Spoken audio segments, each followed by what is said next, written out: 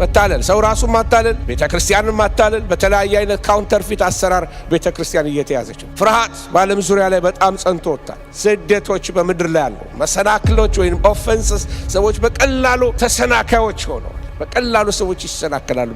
እውነት ያሰናክላቸዋል። ስደት በዓለም ላይ በዝቷል። ሐሰተኛ አገልግሎቶች በጣም በዝተውብናል።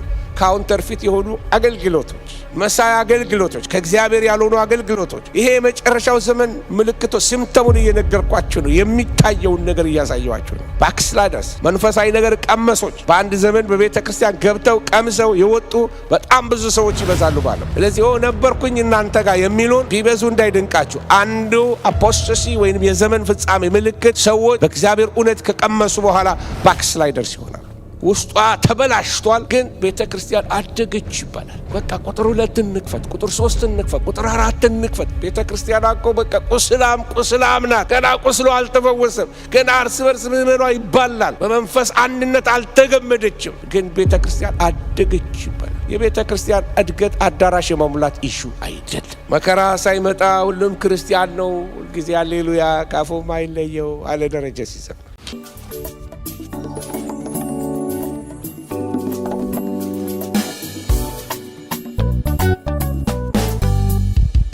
እግዚአብሔር ስም የተባረከ ይሁን። ስለ የእግዚአብሔር ሰውነት እንነጋገራለን። በዚህ በ21ኛው ክፍለ ዘመን እንዴት ነው የእግዚአብሔር ሰው መሆን የምንችለው? ይሄ የእግዚአብሔር ሰው የሚባለው አባባል በጣም የተለመደ አባባሎች ሆኗል። እንደ ኖርማል የሆነ ሰዎች ሰውን ሰላም የሚሉበት አባባል እግዚአብሔር ሰው ይላሉ። እግዚአብሔር ሰው እና አንዳንዶች ደግሞ ማዕረጋቸውን ሁሉ እየተው ወይም በቤተ ክርስቲያን የተሰጣቸውን ኦርዴን የሆኑበትን ነገር ትተው ፓስተር አትበሉኝ፣ ወንጌላዊም አትበሉኝ፣ የእግዚአብሔር ሰው በሉኝ ይላሉና ልክ ናቸው አይደሉም።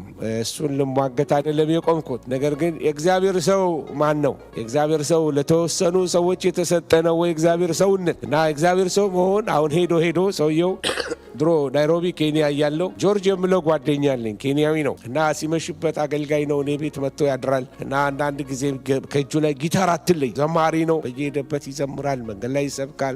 በጣም ፓሽኔት ነው ለጌታ። ግን አንድ ችግር አለበት ጆርጅ። የጆርጅ ችግር ምንድን ነው? ዲስ ዊክ ሳገኘው ወንጌላዊ ነው። የሚቀጥለው ሳምንት ሳገኘው ከምኔው አፖስትል እንደሆነ አላውቀውም እና በየጊዜው ቢዝነስ ካርዱን ይቀያይረዋል እና ስታተሱ ምን ላይ እንደሆነ አላውቅም። እና አንድ ቀን ከኔ ጋር የነበረ አንድ ወንድሜ ፓስተር ነው አሁንም እና ምን ብሎ ይነግረዋል? ጆርጅ እኛ ለአንተ ምን ጸልይ ለአንድ ነገር ነዋል። በጣም ጥሩ ሰው ነህ፣ ግን የሆንከውን እንድትሆን ጸልይልሃለሁ አለው። በቃ ዛሬ ዘማሪ፣ ነገ ሐዋርያ፣ ከነገ ወዲያ ደግሞ እንትኑ እንደ ፕሮሞሽን እያደገ የሚሄድ ስታተስ እየሆነ መጥቷል። ስለዚህ የስም ለውጥ እየሆነ በየቦታው ትመለከታላችሁ። ስለዚህ የእግዚአብሔር ሰው ማን ነው? በዚህ በ21ኛው ክፍለ ዘመን እንዴት ሆነን እግዚአብሔር ሰዎች ሆነን እንታወቃለን? እግዚአብሔር ሰው በምን ይታወቃል?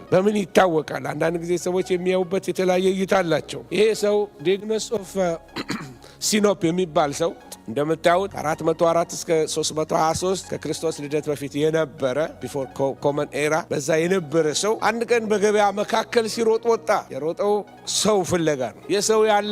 የሰው ያለህ እያለ በጠራራ ፀሐይ እንደዚህ በእጁ የያዛትን ፋኖስ ነገር በእጁ ይዞ እየሮጠ መሄድ ጀመረ። እግዚአብሔር በዚህ ዘመን ሰው ይፈልጋል። እግዚአብሔር ከመካከላችሁም ይሁን ከየትም እግዚአብሔር ሰው ይፈልጋል። ሰው የተፈለገበት ዘመን። እግዚአብሔር ስም የተባረከ ይሁን። በቤት ሳሚስ የእግዚአብሔር ታቦት ከተማረከ በኋላ ወይንም ደግሞ በኤሊ ልጆች ምክንያት የእግዚአብሔር ታቦት ከተማረከ በኋላ ታቦቱ ከተወሰደ በኋላ በኃጢአታቸው በድፍረታቸው ኢከቦድ ከሆነ በኋላ እግዚአብሔር የጀመረው ስራ ኢንተራፕትድ ሆኖ ከተበላሸ በኋላ ታቦቱን ለመመለስ የዳዊት አጀንዳ ነበር። የመጀመሪያው ሳኦል በዘመኑ የእግዚአብሔር ታቦት መመለስ ጉዳዩ ደንታውም አልነበረም። ዳዊት ግን ወደ ፓርላማ ወጣና አያላኖቹ፣ ጦር አበጋዞቹ፣ ጀነራሎቹ ሁሉ በተሰበሰቡበት በመኳንንቶቹ ፊት የመጀመሪያው የዳዊት አንገብጋቢ አጀንዳ እግዚአብሔርን ታቦት እንመልስ የሚል ነበር።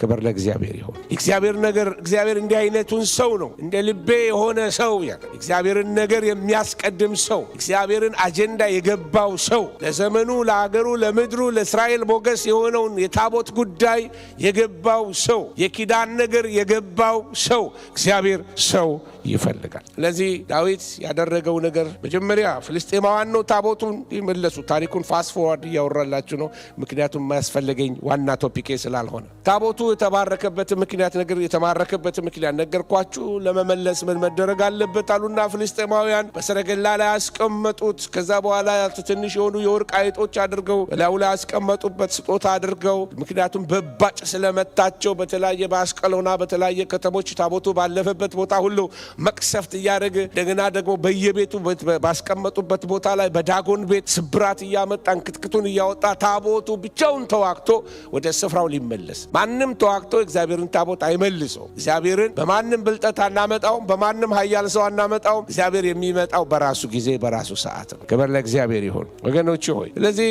ላሞች ይፈለጉ አሉና ፍልስጤማውያን የገባቸው መንገድ በሰረገላ አድርገው ላሞች ላይ አድርገው ላሞቹ ሰረገላውን እየጎተቱ ታቦቱን ከኋላ በሰረገላው ላይ አስቀምጠው ስጦታ አስቀምጠውለት ይሄ ታቦት ቀጥታ ወደ ቤትሳሚስ ሸለቆ ወደ ኢያሱ እርሻ ከሄደ በእውነት እግዚአብሔር ነው ይህንን መቅሰፍት ያመጣብን። ስለዚህ ታቦቱን በላዩ ላይ አስቀመጡና ቁልቁለቱን ላሞቹ እነዚህ ገና የሚያጠቡ ላሞች ናቸው። እነዚህ ከእንቦሶቻቸው ገና የተለዩ ናቸው። ትኩስ የወለዱ ናቸው።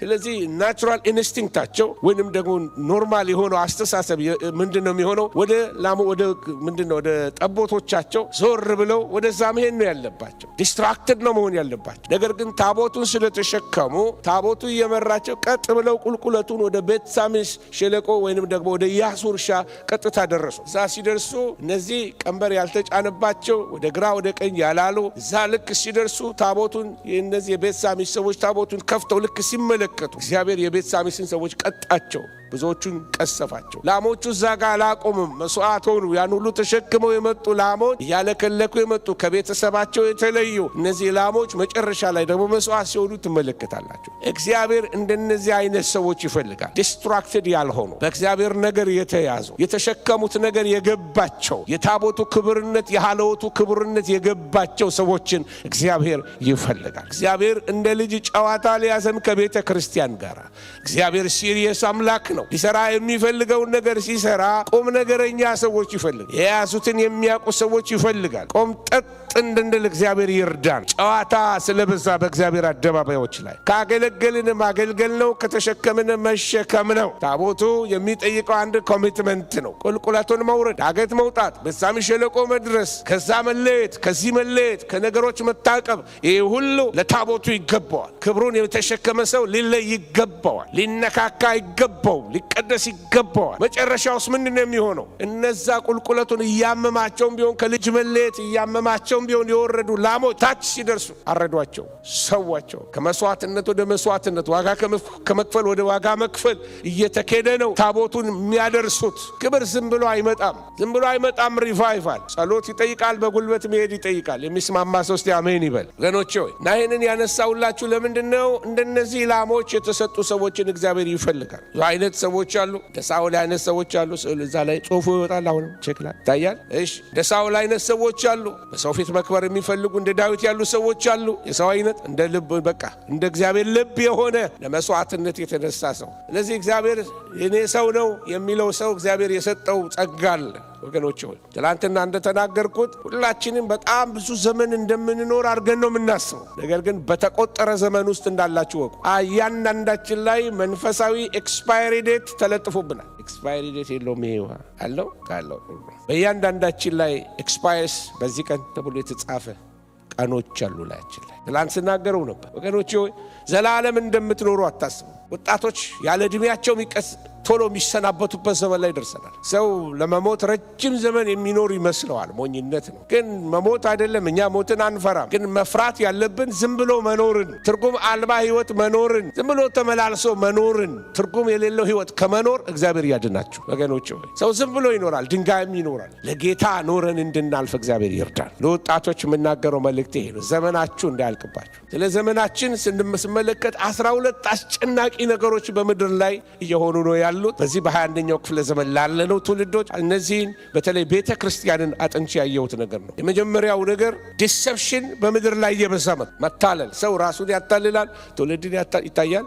እሺ ዲሰፕሽን መታለል፣ ሰው ራሱን ማታለል፣ ቤተክርስቲያንን ማታለል፣ በተለያየ አይነት ካውንተርፊት አሰራር ቤተክርስቲያን እየተያዘች ነው። ፍርሃት በዓለም ዙሪያ ላይ በጣም ጸንቶ ወጥቷል። ስደቶች በምድር ላይ አሉ። መሰናክሎች ወይም ኦፌንስስ፣ ሰዎች በቀላሉ ተሰናካዮች ሆነዋል። በቀላሉ ሰዎች ይሰናከላሉ።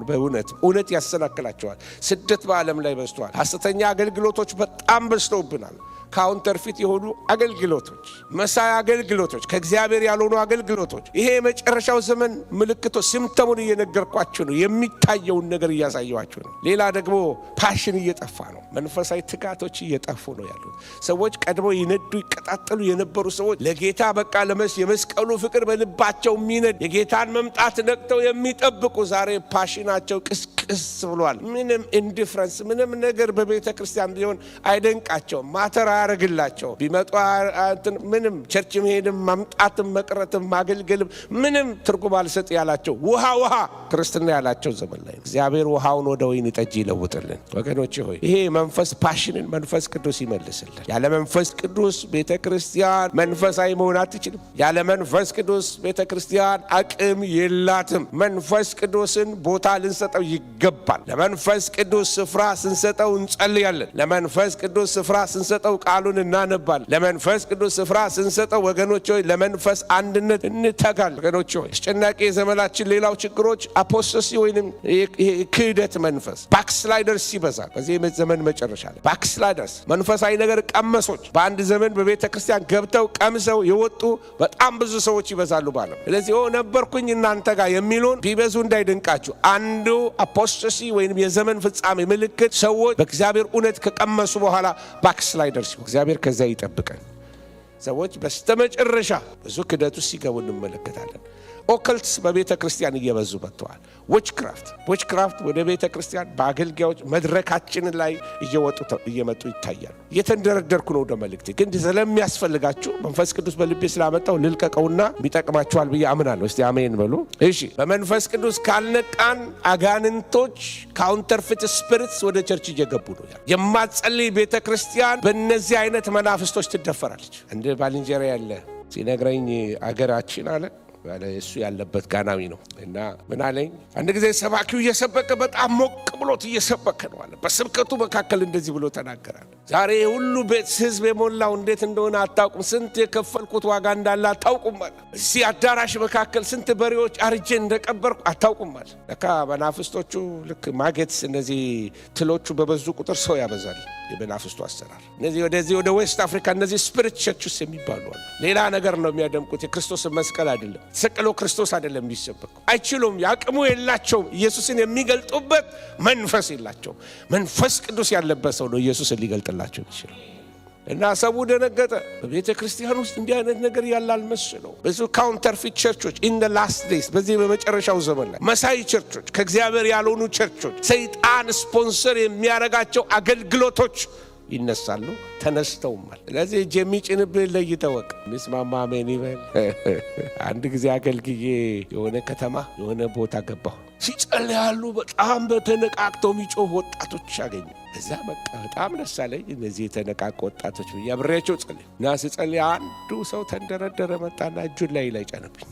እዛ ጸልየብኝ ይሉኝታ ያዘኝ። ያበሻነት ልቀቀኝ ማለትም አልቻልኩም። ይገጥመኛል። በየሄድኩበት ደግሞ ሞቅ ያላቸው ወፈፍ የሚያደርጋቸው ሰዎች ያገኙኛል። አንድ ጊዜ ጎንደርም እየጸለይኩኝ ከፊት ቆሜ ሙሉ ወንጌል ቸርች የሆነ ሰው መጥቶ እግሬን እንደዚህ ረግጠዋል፣ እንደዚህ ረግጠዋል። ይዘው ይሉኝታ ይዞኛል። እንግዳ ነኝ ምንድን ነው ጉዱ እያልኩ በኋላ አንድ ትልቅ ሰው መጡና ኧረ በሕግ አምላክ ኧረ ዞር በል አሉና ሰውየውን ይዘው ወደ ዳር አረጉት። ለካሱ የዛ ሰሞን የሆነ ሞቅ ያለ ስብሰባ አይቷል። እንዲህ በግር የሚረገጥ በአፍ ጸልየን ሳንጸልይ ደግሞ በግር ልመለስላችሁ፣ ወደዛ እጅ ወደ ጫነብኝ ሰውዬ ልመለስላችሁ። ወደ ከተማ የገባው ስመለስ ሌሊት ላይ ቦዲ ሳይድ የሆነ ያብለጨልጭና ቅዠት በቅዠት አደረገኝ። በዚህ ቅዠት በቅዠት እነሳለሁ፣ ገስጻለሁ፣ ተኛለሁ፣ ቅዠት እና ሰውየውን አየሁት። ከዛ ደወልኩ፣ በነጋታው ደወልኩ። ብራዘር እንትና ቤት ይሄ በዚህ በኩል የጸለየልኝ ሰውዬ ምንድን ነው እጅ ጭኖብኝ እኮ ሲያቃዥኝ ያደረው አልኩት።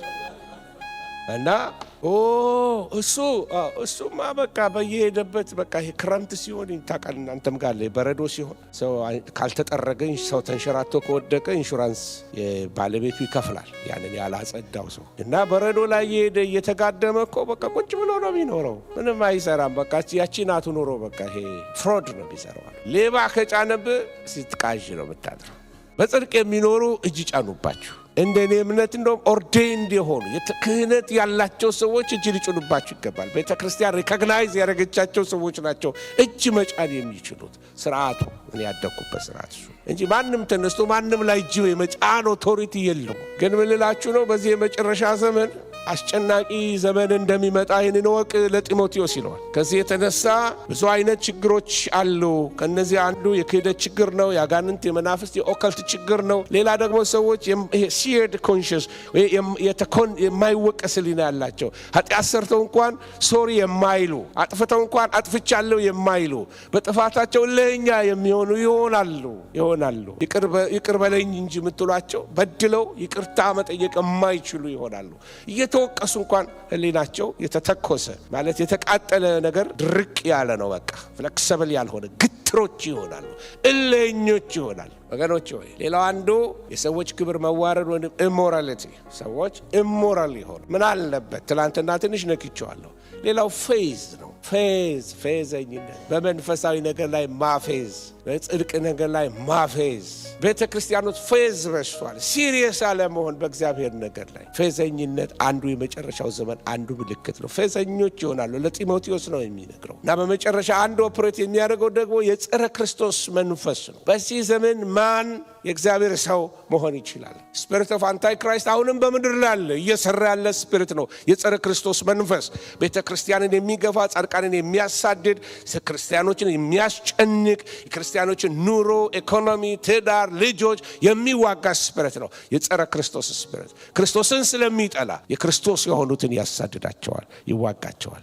ይሄ የጸረ ክርስቶስ ስፒሪት ነው። ስለዚህ እነዚህ በዚህ ዘመን ውስጥ እንዴት አድርጎ ሰው ክርስቲያን መሆን ይችላል? ዘመኑ ላይ የሚታዩትን ነገሮች ተመልከቱ። ኃይል አለ፣ ቅድስና የለም። ልብ ሳይነካ እግዚአብሔር ፕሬሰንስ ያለ ይመስላል። ያለ ጥልቀት የአገልግሎቶች ገነዋል፣ ደብት የላቸው። ግዝናቸው ግን አገር ይሞላል። ከኔ ጋር ናቸው። ያለ ደቀ መዝሙርነት መንፈሳዊ እድገት፣ ደቀ መዝሙር ሳይሆኑ መንፈሳዊ እድገት። እየቀጠልን እንሂድ። ዋጋ ሳይከፍሉ ተጠቃሚ የመሆን ችግር። ዋጋ መክፈል አይፈልጉም። በእግዚአብሔር ቤት ውስጥ አንዱ ዋጋ መክፈል አይፈልጉም። ለእግዚአብሔር ቤት ለእግዚአብሔር ስራ የሚከፍሉት ነገር የላቸው፣ ግን ተጠቃሚ መሆን ይፈልጋል። እግረ መንገድ ልናገረው። መቼም እንግዳ ሲመጣ የልቡን ተናግሮ ነው የሚሄደው። አስራትና መባችንን እዚህ አንሰጥም፣ ሩቅ አገር ላሉ አገልጋዮች የኔ እህት ላንቺ ሸክም አለኝ ለሚለው ለዛ ለነቢዩ ለሱ ነው። ቅምጥ ነቢያቶች ያሏቸው አሉ እና አስራታቸው እዛ ነው የሚላከው።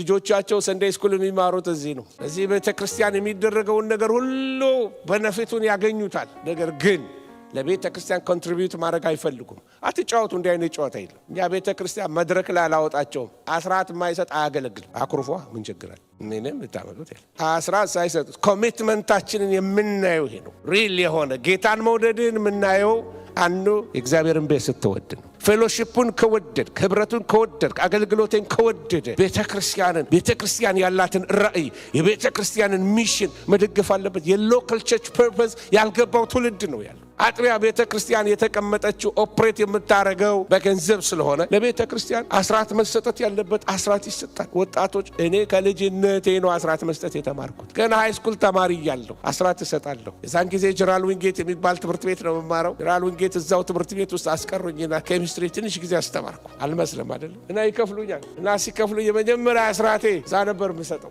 ለቸርቼ እሰጣለሁ። በቃ ደስ ብሎኝ በቃ እግዚአብሔር የተባረከ ይሁን። በቃ ካረጋችሁ ትለምዱታል። ይልመድባችሁ። እስቲ አሜን በሉ።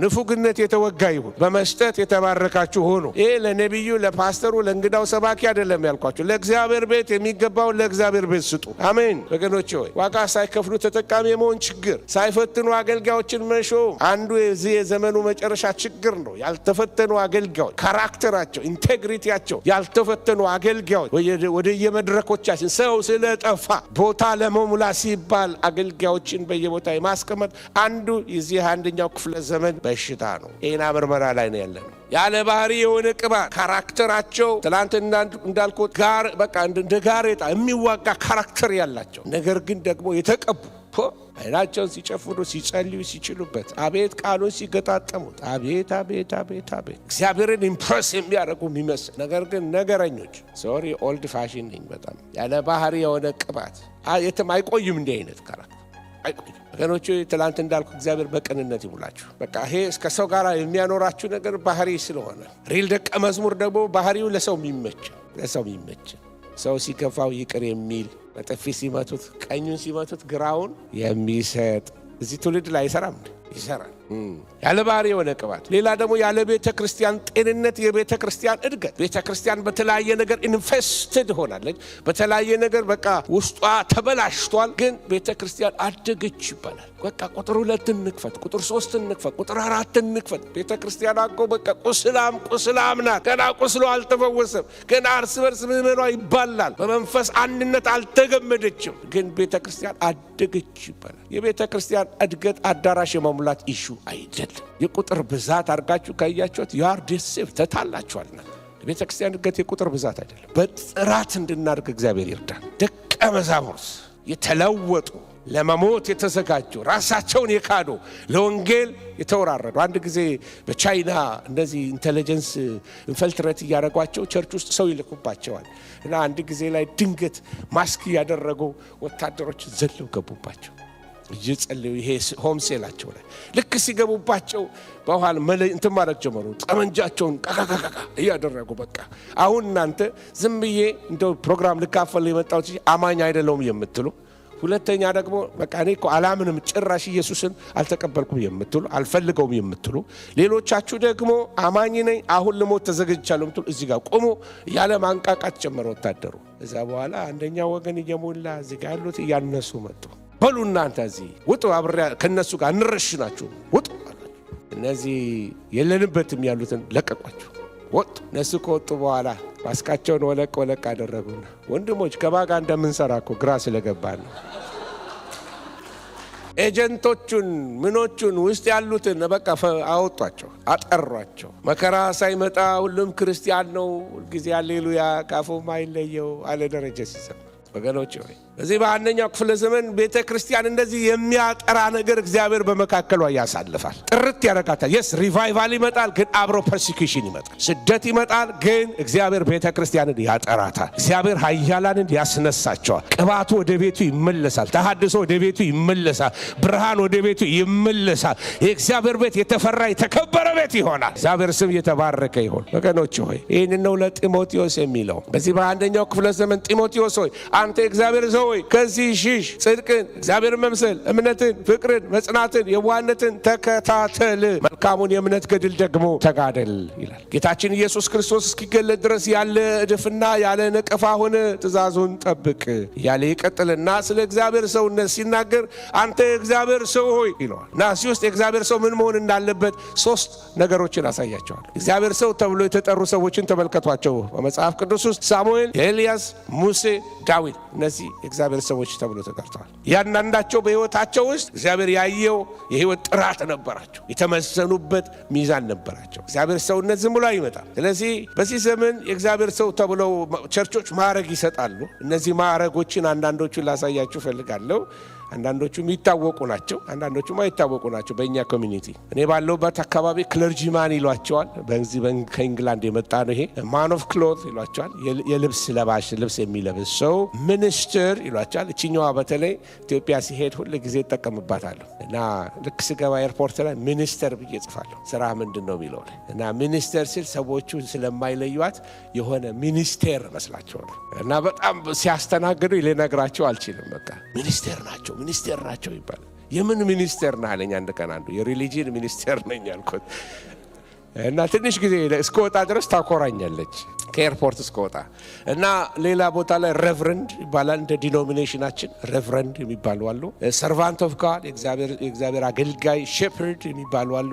እነዚህ ደግሞ የሚቀልዱ ሰዎች ደግሞ ስካይ ፓይለት ይሉናል። ስካይ ፓይለት ማለት ይሄ ወደ ላይ ስንሄድ የሚያበሩን ማለት ነው። የምናሳፍራችሁ እኛ ነን አይደል? ስትሄዱ እንደሱ ማለት ነው። አንዳንዴ ለሴቶችም ይወጣ ውመን ኦፍ ጋድ የእግዚአብሔር ሴት ተብለው የተጠሩ ሰዎችም አሉ። ስለዚህ ስለ መንፈሳዊነት ስንነጋገር እንግዲህ የእግዚአብሔር አገልጋይ ከመንፈስ ከመንፈሳዊነት ነው የሚጀምረው ወይንም ደግሞ የእግዚአብሔር ሰው መሆን። አንዳንዱን ነገር ለዝለለውና በምን ይታወቃል? ለመሆኑ የእግዚአብሔር ሰውነት በምን ይታወቃል? የመጀመሪያው ነጥብ ላይ የምትመለከቱት የእግዚአብሔር ሰው በመሸሽ ይታወቃል። በመሸሽ ይታወቃል። አንተ ግን የእግዚአብሔር ሰው ሆይ ይለዋል። ምን አድርግ ነው የሚለው? ከዚህ ምን በል ሽሽ።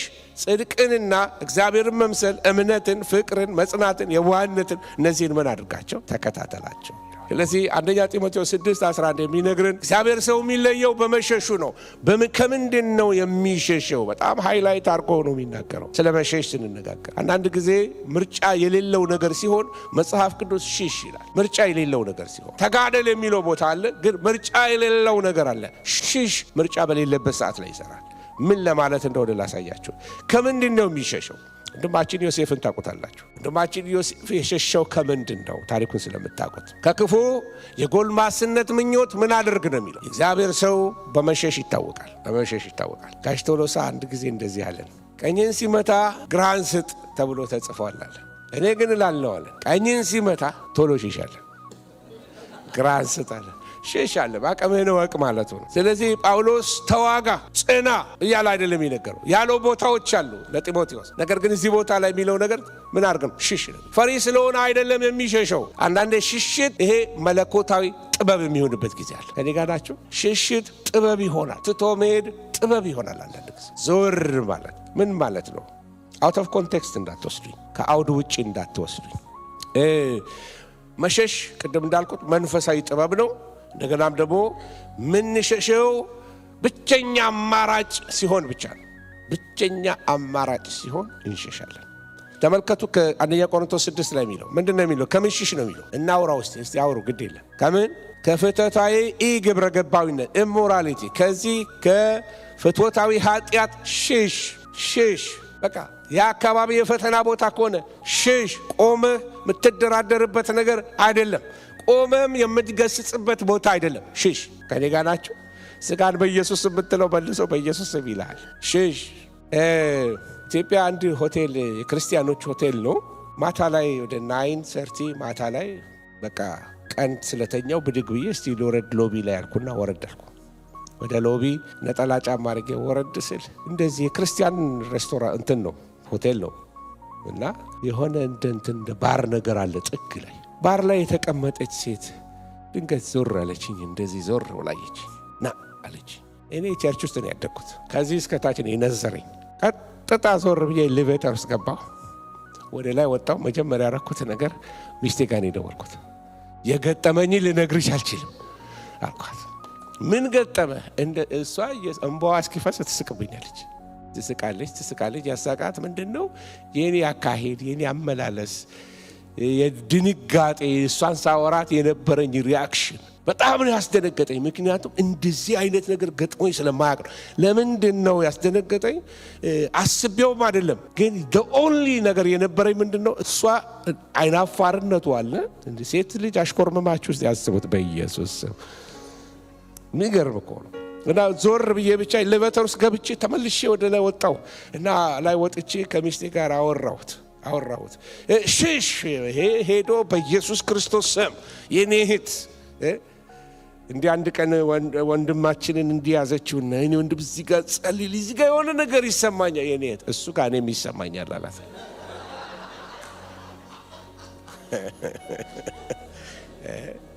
ሚሸሹ ነገሮች አሉ እና ምርጫ ስለሌለ ነው። እና መጽሐፍ ቅዱስ ምን ይላል? አንደኛ ቆሮንቶስ 10:14 ላይ ከጣዖት ሽሹ ይላል። ከጣዖት ሽሹ። የጣዖት አምልኮም አንዱ ልክ እንደ ዝሙት እንደ ርኩሰት የሚሸሽ ነገር ነው። ምክንያቱም ከጣዖት አምልኮ ጋር የተገናኙ ነገሮች አሉ። አንዳንድ ጊዜ በቤት ውስጥ አንዳንድ ነገሮች ይቀመጡና መናፍስቶች ያንን ግራውንድ አድርገው ከዛ ቤት አልወጣም ይላሉ።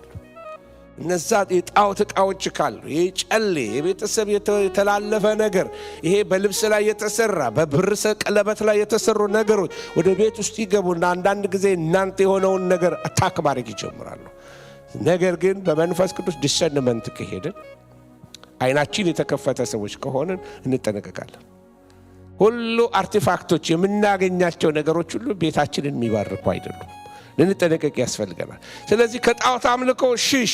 ሁለተኛ ጢሞቴዎስ 2:22 ላይ ከክፉ የጎልማስነት ምኞት ምን አድርግ? ሽሽ። ጢሞቴዎስ የተቀባህ ሰው እግዚአብሔር ከልጅነት ጀምሮ የጠራ በእናትህ በአውንቄ በአያትህ በሎይድ እግዚአብሔር ያሳደገ አይሁዳዊ እናትና በአያቶች ያሳደጉ በግሪካዊ አባት ያደግበት መልቲካልቸራል ውስጥ ብታድግም ጢሞቴዎስ የእግዚአብሔር ሰው መጽሐፍትን ከልጅነት ጀምሮ የምታቅሰው ብትሆንም የምትሸሸው ነገር አለ። ቆመ ማትጋፈጠው ነገር አለ። ተተዞር ማለት ያለብህ ነገሮች አሉ። በተለይ የሞራል ነገሮች ላይ ዞር ማለት አለብህ። ተጠንቀቅ። ቅድስና ለእግዚአብሔር በወጣቶች መካከል ብቻ አይደለም፣ ባገቡም ባላገቡም መካከል ቅድስና ለእግዚአብሔር። በትዳራችን እንዴ እዚህ ቤት አሜን አይባልም እንዴ? ዋው! እምቢ ካላችሁ ፓስተር ዳንስለሽ ምን ይላል? ኦ ሚ በሉ ይላል። አሜን ካቃታችሁ ኦ ሚ በሉ አለ።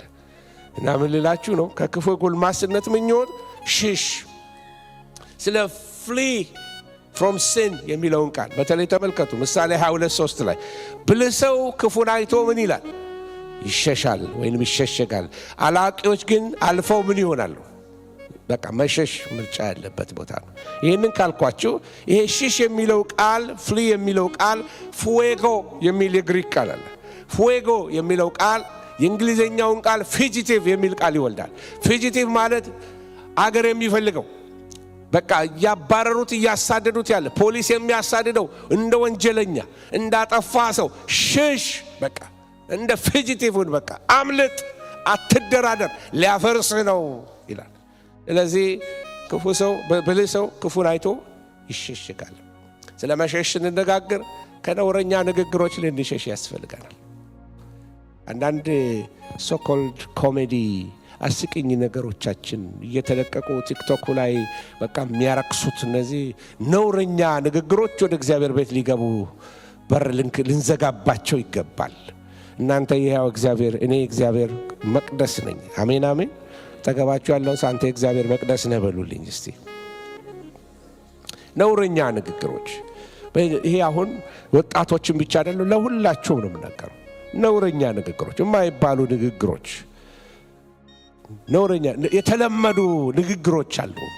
በቅዱሳን መካከል የዓለም ቋንቋዎች ያዛጡን ቋንቋዎች እየገቡ ጸያፍ ንግግሮች ወደ እግዚአብሔር ቤት እየገቡ የዳነና ያልዳነ ሰው እንኳን የማይለይበት ነገር እየሆነ እየመጣ ነው። ስለዚህ ንግግራችን ይቀደስ፣ ቀላችን ይቀደስ። እስቲ የሚስማማ አሜን ይበል። ልጆች እንደዚህ ወደ ካምፕ ይሄዳሉና የዛን ጊዜ እና እንዲህ ባሱ ሞልተው እየዘመሩ እየተጫው እልል እያሉ እየዘመሩ ወደ ፒክኒክ ይሄዳል እና ይዛለታ ብድግ ብሎ አንድ በጣም አስቂኝ የሚባል የቸርች ሰው ብድግ አለና የሚያስቅ ጆክ ያወራቸዋል። የገባቸው ሰዎች አሟቸዋል ውስጣቸው መንፈሳዊ ሰዎችና ይሄ ነገር አግባብ አይደለም እያሉ ሲወርዱ እስቲ እንትን ልበል ውሃ ልጠጣ አለ። አይ ውሃ ብቻ አያስፈልግም፣ ኮልጌትም ብሩሽም ያስፈልጋል፣ አፍ ቆሽሿል አለችው አንዷ። እንዴ ግልጽ ያለውን ፍርጥ የሚያደርጉ ሰዎች ጌታ ይስጠን፣ እውነቱን የሚነግሩን። ነውረኛ ንግግሮችን ቶለሬት የምናደርጋቸው ሌላ ከነውረኛ መዝናኛ ወጣቶች ልንጠበቅ ይገባል። በጣም ነውረኛ መዝናኛዎች አሉ።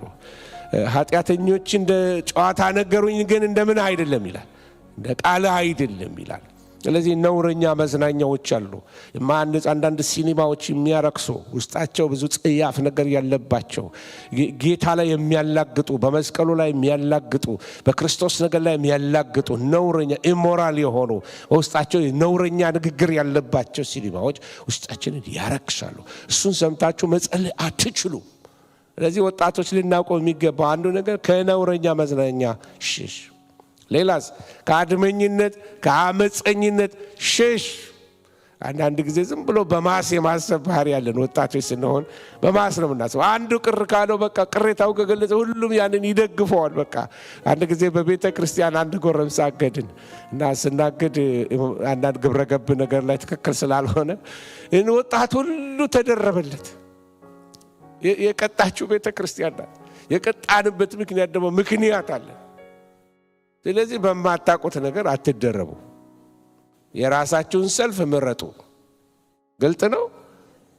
እሺ ብዙዎቻችሁ ከወጣትነት አልፋችኋል መሰለኝ። ምንም አልመሰላችሁ። እሺ እና ከአድመኝነት ከአመፀኝነት መንፈስ መራቅ። ለወጣቶች ፖለቲካው ይፈልጋቸዋል። በውጭ ያለው ፖለቲካ በቃ መብት ተገፋ፣ እንደዚህ ተደረክ፣ ለአመፅ በቃ ይፈልጋል። በማታውቀው ነገር ይዋር ፖለቲካል ኤክስፐርት ነህ። ስለዚህ ለሁሉ ነገር ደጋፊ፣ በቃ ወጣቱን የሚማግድ ስፒሪት አለ ሁሉ ቦታ ላይ። ፖለቲካው ይፈልጋል፣ ከረንት ኢቨንትሶች ይፈልገዋል፣ ኢየሱስም ይፈልጋል። በቃ ኢየሱስ ብቻ በመሆን ጌታ ይባርካቸው። ከአድመኝነት መንፈስ ከአመፅ መንፈስ ጌታ ይጠብቃቸው። ሌላ ቅድም ተናግሬዋለሁ፣ ደጋገምኩባችሁ መሰለኝ። ፍትሃዊ የሆነ የግብረ ገባዊነት ወይ ኢሞራሊቲ፣ ሴክሹዋል ኢሞራሊቲ ማለት ነው። ልንጠነቀቅ ይገባል። በጣም በጣም በጣም አደገኛ እግዚአብሔርን ቤት ኢንቨስት ያደረገ ነገር ስለሆነ ባል የሚስቱ ጓደኛ ነው፣ ሚስት የባሏ ጓደኛ ናት። የባል ቤስት ፍሬንድ ሚስቱ ናት። የሚስማማ አሜን ይበልኝ። ስለዚህ ሌላ ሰው ቤስት ፍሬንድ መሆን አይችልም። ባል እያለሽ ማይ ቤስት ፍሬንድ ብለሽ ሌላ ወንድ መያዝ ትክክል አይመስለኝም፣ ስርዓት አይደለም። ወንድ አዳኝ ነው። እኔ ተከፈተ ነገር ካገኘ ጠላት መግቢያ በር ያገኛል። ቢ ቬሪ ኬርፉል። ቤስት ፍሬንድሽ ባልሽ ነው፣ ሚስጥረኛሽ ባልሽ ነው። እዚህ ቤት ሰው አለ። ቢ ኬርፉል። ጓደኛዬ ናት ምን አለው እሱ፣ እኔና እሷ እኮ በቃ እህቴ ናት፣ እንደ እህቴ ናት ነው። አይደለችም፣ አይደለችም። ስለዚህ ድንበር ያስፈልገዋል። ጓደኝነት አለ፣ ግን ድንበር ያለው። የቤትህን ገበና ሁሉ የምታወራት ከሆነ የሆነ ነገር ራስ ላይ ያመጣ። እሺ እሱን ፋሚሊ ካውንስለር ስላልሆንኩ ልተው። ሁለተኛው ሽሽ ብቻ አይደለም የሚለው። ጢሞቴዎስ ሆይ ሽሽ ብቻ አይደለም የሚለው። ጢሞቴዎስ ሆይ ተከተል። ምን ተከተል? አንተ ግን የእግዚአብሔር ሰው ሆይ ከዚህ ሽሽ ካለው በኋላ ምንን ተከተል? ጽድቅን፣ እግዚአብሔርን መምሰል፣ እምነትን፣ ፍቅርን፣ መጽናትን፣ የዋህነትን። እነዚህ ምን አድርጋቸው? ተከታተላቸው ወይም ተከተላቸው ብሎ ሃይላይት ሲያደርገው ትመለከታላችሁ። ስለዚህ አንድ የሚሸሽ እግዚአብሔር ሰው የሆነ የሚከተለው ነገር አለ። አንዱን ትተዋለ፣ የምትከተለው ዋጋ ያለው ቫልዩ ያለው ነገር አለህ ማለት ነው። ስለዚህ እግዚአብሔር ሰው ጌታንም የሚከተል ነው። መከተል የአንድ ሰሞን ትጋት አይደለም። አንድ ሰሞን ኮንፈረንስ ሰሞን ላይ ጌታን የመከተል አይነት እንደ ፋሽን የምንይዘው ነገር አይደለም። መከተል የኮሚትመንት ጉዳይ ነው፣ የመሰጠት ጉዳይ ነው፣ ውስጣዊ ውበትን የሚያመጣ። አንዳንድ ጊዜ ተከትለ ነው ጌታ ምን አረገልኝ ብላችሁ ሳትጨርሱ በህይወታችሁ ውስጥ ሳታውቁት የሱን ውበት ማየት ትጀምራላችሁ። ዝም ብላችሁ ጌታ ስትከተሉ በቃ የሆነ ነገር ለመቀበል ሳይሆን ዝም ብዬ በጊዜው ባለጊዜው ቃሉን ይዤ እከተለዋለሁ፣ አመልከዋለሁ፣ በጽድቅ እኖራለሁ እያላችሁ ጌታን ስትከተሉት በህይወታችሁ ውስጥ ራሱ የክርስቶስ ኢሜጅ በህይወታችሁ መታየት ይጀምራል። የክርስቶስ ማንነት በህይወታችን ሊገለጥ ይጀምራል። ይሄ የጉዞ ውጤት ነው እያልኳችሁ ነው። ስለዚህ ይሄ ኢየሱስን የመከተል ውጤት እንጂ ለመዳን የምናደርገው ጉዞ አይደለም። መጽሐፍ ቅዱስ አንድ ነገር ልንገራችሁ። በዚህ በመንፈሳዊ ጉዟችን ላይ አንዳንድ ጊዜ ተግዳሮት ሊመጡ ይችላል። መውደቅ፣ ተግዳሮት፣ የተለያየ ነገር በህይወታችን ሊመጣ ይችላል። የእግዚአብሔር ጸጋ እንደዚህ ባለው ጊዜ ላይ ይገለጻል። ግን ይሄ ማለት ጸጋ ላይሰንስ አይደለም፣ ኃጢአት ለመስራት ላይሰንስ አይደለም። ጻድቅ 7 ጊዜ ይወድቃል፣ 7 ጊዜ ምን ይላል ይነሳል ይላል መጽሐፍ ቅዱስ። አዳር ጸሎት ላይ ሁሉ ጊዜ እየመጣ የሚነግረኝ አንድ ሰው ነበር። ፓስተርዬ ጻድቅ 7 ይወድቃል 7 ይነሳል ይለኛል። ሄዶ ተንደባሎ ይመጣል። አሁን እንደገና ይመጣል። እንዴት ነበር ጠፋህብኝ? ምን ፓስተርዬ ጻድቅ 7 ይወድቃል 7 ይነሳል። እንደ መዝሙር ይደጋግብልኛል ላይ እና እንደዚህ በቀጠሮ ኃጢአት ለምንሰራው ነገር ጸጋ መጫወቻ አይደለም። ድሮ እናቴ ይህን ምሳሌ ሌላ ቦታም ሰጥቼዋለሁ። እናቴ ኩሽና ውስጥ ገብታ ስትሰራ አያታለሁ እና ሁሌ ከምታረገው ነገር የሚገርመኝ ነገር ሊጥ ስታቦካ አያታለሁ እና ደግሞ ትታጠበዋለች። አብኩታ ትታጠባለች። እንደገና ደግሞ ሄዳ ታቦካዋለች። እንደገና ደግሞ ትታጠበዋለች። እንደገና ታቦካለች። እንደገና ትታጠባለች። አይገባኝም ነበር። ለምንድን ነው የምትታጠበው? ካቦካች በኋላ እንደገና ታጥባ እንደገና ለምንድን ነው የምታቦካው? ይሄ ብዙ ክርስቲያን መጠየቅ ያለበት ጉዳይ ነው። እንታጠባለን እናቦካለን፣ እንታጠባለን እናቦካለን። በቃ አይደለም ኃጢአትን በቀጠሮ ለምንሰራው ነገር በቀጠሮ ደሊብሬት የሆኑ ሲኖችን ለመስራት ጸጋ ምክንያት አይሆንም። ደም የዳነ ሰው ከኃጢአት ይሸሻል። እውነተኛ የእግዚአብሔር ሰው ከኃጢአት ይሸሻል። ኃጢአትን ደግሞ የሄደ እየተለማመደ በድፍረት እሱ ሌላ ደረጃ ላይ ደርሷል። ኃይለኛ ካውንስሊንግ፣ ኃይለኛ ዴሊቨረንስ፣ ኃይለኛ የሆነ የደህንነት ጥያቄ መጠየቅ ያለበት ነው። አንድ ሰው ደጋግሞ በኃጢአት ውስጥ ከታሰረ ጸሎት ያስፈልገዋል። ፓስተሮቻችሁን ተመልከቱ፣ አናግሯቸው፣ ይጸልዩላቸው። ዴሊቨርድ ሆኖ መንፈስ ሊሆን ይችላል መልሶ ወደዛ ነገር የሚወስድ ሰዎችን ማናቸውም ስውር ቀንበር በኢየሱስም የተሰበረ ይሁን።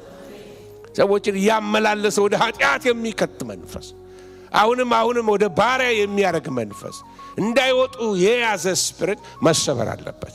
ለዚህ ነው እዚህ ጋር ነው የእግዚአብሔር ቅባት የሚጠይቀው። እዚህ ጋር ነው የእግዚአብሔር መንፈስ የሚያስፈልገው። ወገኖች ሆይ አንድ ሰው አውቃለሁ በአንድ ቤተ ክርስቲያን ድንገት መድረክ ላይ ኳየሮች ሆ ያሉ በሚዘምሩበት ሰዓት ላይ ከፊት ቁጭ ብያለሁ እና የኳየር ልብስ እንደለበሱ በጣም እንዲህ እየተወዛወዙ በደስታ ያመልካሉ። ጉባኤ አብሯቸው ያመልካል እና ድንገት ከመድረክ ከዛ ተነስቼ ቀጥታ ኳየሮች መካከል ገባውና ያስኩት ሰው ይሁን እና የሚያረገው ከላይ እስከታች የነበረው ነገር እኔ ሳየው በመንፈስ ከላይ እስከታች የሆነ ነገር ጥቁር ያለ ነገር ነው ማለት ገሰጽኩ። መንፈሱ መንፈራፈር ጀመረ። ሰዎች ዲዲ ክርስቲያኑ ነው አጋንንት ይወጣል ነው። ክርስቲያን ከተባሉ ሰዎች እኔ ጋር ናቸው። ክርስቲያን ተብለው ከተጠሩ ሰዎች አጋንንት ሲወጣ ይቻላል።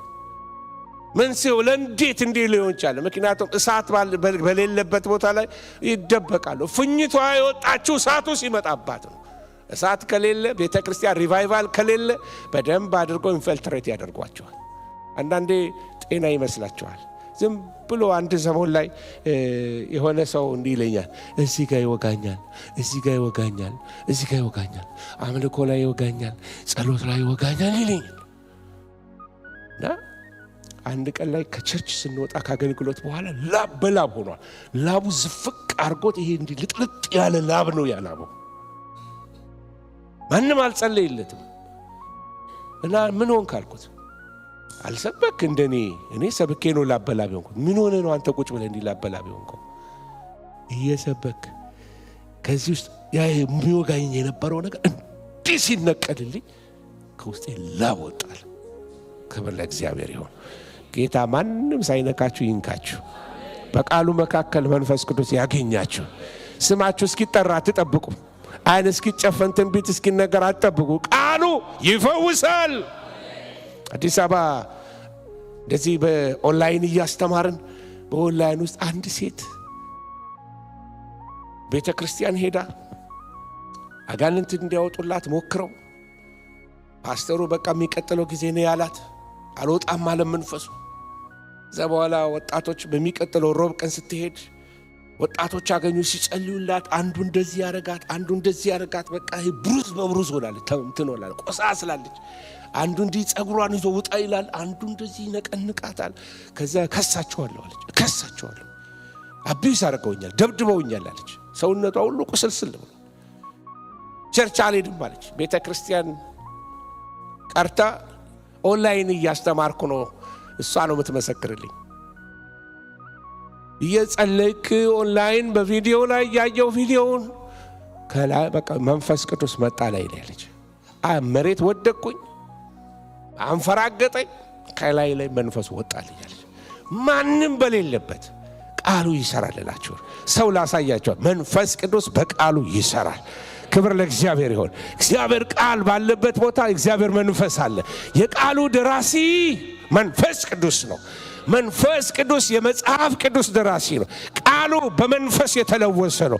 ስለዚህ ቃሉን ሲሰሙ በሽታ ይነቀላል እያልኳቸው፣ ቃሉን ሲሰሙ ዴሊቨረንስ ይሆናል። ቃሉ ሲመጣ በሽታቸውን ሁሉ ሊጠራርገው ይችላል። በቃሉ ውስጥ ፈውስ አለ ወገኖች ሆይ። ስለዚህ ለኃጢአት ምክንያት አንስጥ። በቃ ተመላላሽ ነገር ካለ ይሄድ ዛሬ በኢየሱስ ስም። ተመላላሽ የሆነ ነገር በቃ አላስኬድ ያላችሁ መንፈሳዊ እድገታችሁን አንቆ የያዘ ነገር ካለ ጸሎታችሁን አንቆ የያዘ ነገር ካለ፣ አምልኳችሁን አንቆ የያዘ ነገር ካለ በኢየሱስ ስም የተነቀለ ይሆን። እንዳትጸልዩ፣ እንዳታመልኩ፣ ወደ መሠዊያ እንዳትመጡ የሚያደክማችሁ የደከመ ይሆን። ወገኖች ሆይ እግዚአብሔር ሰው ይከተላል፣ ጽድቅን ይከተላል፣ ቃሉን ይከተላል፣ መንፈሱን ይከተላል፣ አምልኮን ይከተላል። እና ምንድነው የምትከተለው? ጢሞቴዎስ ታማኝነትን ተከታተል፣ ሽሽ ከዛ ነገር ግን ደግሞ እንደገና ተከታተል። ታማኝነትን፣ ፍቅርን ተከታተል፣ መጽናትን ተከታተል፣ የዋህነትን ተከታተል። ጢሞቴዎስ ሆይ ገር ሁን፣ የዋህ ሁን። ሃሌሉያ። እሱን ተከታተል። የሚጠቅምህ እሱ ነው። መንፈሳዊ እድገት አይደለም ብያቸዋለሁ ትላንትና። በእግዚአብሔር ቤት የኖርንም ሰዎች ብዙ ስላለን አይደለም ይሄ ዝም ብሎ ነገር መሰነጣጠቅ እግዚአብሔር ቤት ውስጥ በሽታ ነው፣ ጤነኝነት አይደለም። በእግዚአብሔር ቤት በኖራችሁ ቁጥር የዋህ ገር ነው የሚያደርጋችሁ። ቃሉን መንፈሱን ያገኘ ሰው ገር ነው፣ የዋህ ነው። እግዚአብሔር ስም የተባረከ ይሁን። ዝም ብሎ ተንኮለኛ ነገር መሰሪ፣ ይሄ ዝም ብሎ እንዲህ እንደ ተስላክላኪ አይደለም። ቅን ሁን። ይሄ ቅንነት መንፈሳዊነት ነው። ሃሌሉያ። ጽና ጢሞቴዎስ። የማያጸና ብዙ ተግዳሮት አለ። የመከራ ዘመን ነው። ፍቅርን የሚያስጥል ብዙ ነገር አለ። ግድ የለም ቁም። በመለኮታዊ ፍቅር፣ በአጋፔ ፍቅር ቁም። በእግዚአብሔር ተደገፍ። ጢሞቴዎስ ሆይ እግዚአብሔርን ስትከተል እነዚህን ነገሮች ነው የምትከተለው። ሶስተኛው ነገር የጨረስኩ ነው። አይዟችሁ፣ ምሳ እየደረሰ ነው። አይዟችሁ። ሶስተኛ የእግዚአብሔር ሰው ጢሞቴዎስ ልጄ ሆይ መልካሙን የእምነት ገድል ምን አድርግ? ተጋደል። የተጠራለትን በብዙ ምስክሮች ፊት በመልካም መታመን የታመንክለትን የዘላለምን ሕይወት ያዝ። ሃሌሉያ። ኢምፕሬስ የሚያደርገኝ የፖሊካርፕ ሕይወት ነው። ፖሊካርፕ የሚባል እግዚአብሔር ሰው ዋው! አገረ ገዢው ልደቱ በሚከበርበት ቀን ላይ ሕዝቡ ሁሉ መጮህ ጀመሩ። የጮሁት ምንድነው? በዓል ስለሆነ በቃ ይህንን ፖሊካርፕን አምጣልንና በቃ ይገደል ብለው ሁሉም ጮሁ እና ፖሊካርፕን ፍለጋ ወታደሮች ተላኩ።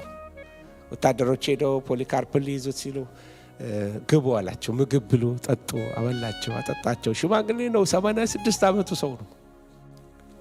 እግዚአብሔር በጣም ምስክሮች አሉት። ክብር ለእግዚአብሔር ይሁን።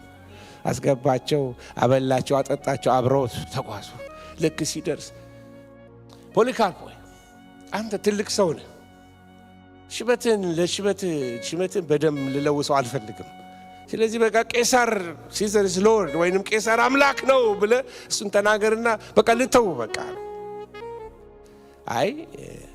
አይሆንም ማለት ኢየሱስን ስደብ አለ። አልሰድብም። 86 ዓመት ስከተለው አንድ ቀን ያላሳዘነኝን ጌታ ለምን እሰድበዋለሁ? እምቢ ካልክ በእሳት አገያለሁ፣ ለአራዊቱ አሳልፌ እሰጣለሁ። ለአራዊት አሳልፈ ስጠኝ፣ ልሙት፣ ለእኔ ሕይወት ክርስቶስ ነው እንዳለ ጳውሎስ ማለት ነው። እምቢ አለው። በዕለቱ ፖሊካርፕ ተሰዋ። ጢሞቴዎስ ሆይ ተጋደል ብሎ ሲለው አንዱ ጢሞቴዎስ የሚጋደለው እንዲህ አይነት ገድል አለበት። የስደት ገድሎች አሉ፣ እስከ ሞት የሚጠይቅ ነገሮች አሉ። ለሱ ተዘጋጅ፣ ምክንያቱም የኔ ሕይወት አሁን በመስዋዕት እንደሚደረግ ይሰዋል ብሎ ትንሽ ቆይቶ በሁለተኛ ጢሞቴዎስ ላይ ሲነግረው ትመለከታላችሁ ወገኖች። ስለዚህ ይሄንን ገድል ተጋድል፣ የእምነት ገድል ስንጋደል ምን ማለት እንደሆነ ሌላ ትርጉሙን ላሳያችሁ እፈልጋለሁ። ይሄ መጀመሪያው ጢሞቴዎስ ሊጋደሉ የሚገባ ነገር የሐሰት ትምህርት በዘመኑ በጣም የተነሳበት ዘመን ነው። ኃይለኛ ትምህርቶች፣ የጳውሎስን ትምህርቶች የሚቃወሙ አሉ። ከጢሞቴዎስ ዘመን በኋላ ከጳውሎስ በኋላ የሚነሳ ገና የሚመጣ ብዙ አይነት እንደ ጉድ የፈላ አስተምህሮቶች አሉ። ስለዚህ ይሄንን እንድትጋደል እፈልጋለሁ። ጢሞቴዎስ ይሄን ይላል ይሁዳም 3:1 ላይ ቁጥር 3 ላይ በሃይማኖት እንድትጋደሉ ይላል። ጢሞቴዎስ ሆይ በውሸት ዕውቀት ከተባለ ለዓለም ከሚመች ከከንቱ መለፍለፍ መከራከር እየራቅ የተሰጠህን አደራ ጠብቅ። ተጋድሎ የሚለው አጎኒዜ ተጋድሎ የሚለው ቃል ይሄ ትግልን፣ መንፈሳዊ ትግልን ወይንም ደግሞ ክርክርን መንፈሳዊ ውጊያን ነው የሚያሳየው። ዘመኑ ከተነሱ ትምህርቶች አንዱ ዶሴቲዝም ይባላል። ዶሴቲዝም ኢየሱስ ክርስቶስ ሰው ይመስላል እንጂ ሰው አይደለም የሚል ትምህርት ነው። አፖሎናሪዝም የሚባል ትምህርት ተነስቷል። ሙሉ ሰው ሳይሆን ኢየሱስ ክርስቶስ መንፈሱ ብቻ መለኮት ነው፣ ነፍሱ ሎጎስ ነፍስና አካል አላት። እንደዚህ ፍልስፍናዊ የሆነ የግሪክ ፍልስፍናዎችን በጣም ቤተክርስቲያንን ይጋፏት ነበር። ሌላ አስተምሮት አይደለም። እንደ ማንኛውም ሰው በእግዚአብሔር ኃይልና መንፈስ ያገለገለ ሰው ነው ኢየሱስ ክርስቶስ። መለኮትና ሰውነቱን ለያይተው መለኮት እንደውም ጭራሽ አይደለም ሰው ነው የሚል አስተምሮቶች ተነስተዋል። አሪያኒዝም በኋላ በመጀመሪያው ክፍለ ዘመን ላይ በጣም በአሪዮስ የተነሳሳ ትምህርት ነው። ኢየሱስ ፍጡር ነው የሚል የዚህ ዘመን የጆቫው ዊትነስ አስተማሪዎች የሚያስተምሩት አስተምህሮ ነው አሪያኒዝም። ኢየሱስ ክርስቶስ እሱ ፍጡር ሰው ነው፣ እንደኛ ሰው ነው በቃ። ወይንም ደግሞ አንዳንድ ጊዜ ወስደው ኢየሱስ ክርስቶስ ከነዚህ ከትልልቅ አማልክቶች እኩያ ሳይሆን ከነዚህ አለቆች፣ ስልጣናት፣ ኃይላት ከሚባሉት ከትንሾቹ አማልክቶች ጋራ ነው ሁሉን የፈጠረ ቢመስልም ነገር ግን እንደ ኤሎሂም አይደለም፣ አምላክ አይደለም የሚል አናሳ አምላክ ነው ሲሉ in the beginning was the word and the word was a small god, small g አርገው አምላክ ሰው አምላክ ሆነ የሚል አምላክ ነው የሚል ያ በመጀመሪያ ቃል ነበር፣ ቃልም እግዚአብሔር ነው የሚለው እነሱን ስሞል ጂ ያረቋታል በጆቫ ዊትነስ መጽሐፍ ላይ። ያቺ የሚያሳየው አይድል ወይንም ጣዖት ወይንም ትንሽ ይሄ ዴሚጋድስ የሚባል አለ በግሪኮች።